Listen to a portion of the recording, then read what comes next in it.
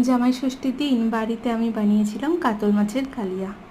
মাছগুলোকে ভালো মতন কড়া করে ভেজে নিয়ে তুলে রেখে দিয়ে সেই তেলের মধ্যে সাদা জিরে, তার সঙ্গে গোটা গরম মশলা, একটা শুকনো লঙ্কা আর একটা তেজপাতা ফোড়নে দিয়ে একটা বাটা মশলা দিয়েছিলাম, যেখানে পেঁয়াজ, আদা, রসুন, লঙ্কা বাটা ছিল। সেই মশলাটাকে দিয়ে বেশ খানিকক্ষণ কষিয়েছিলাম। পরিমাণ মতো অল্প হলুদ গুঁড়ো, সামান্য একটু কাশ্মীরি লঙ্কা গুঁড়ো দিয়ে অন্যদিকে আরও একটা পেস্ট তৈরি করেছিলাম, যেখানে ছিল দই, তার সাথে চিনি আর ছিল মোটামুটি 6 থেকে 7টার মতো কাজু।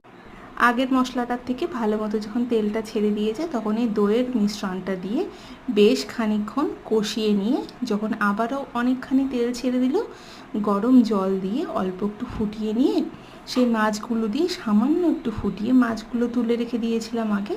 তারপর ঘি, গরম মশলা, চিনি দিয়ে নামিয়ে ঝোলটা মাছের উপরে ঢেলে দিলাম। খেতে দুর্দান্ত।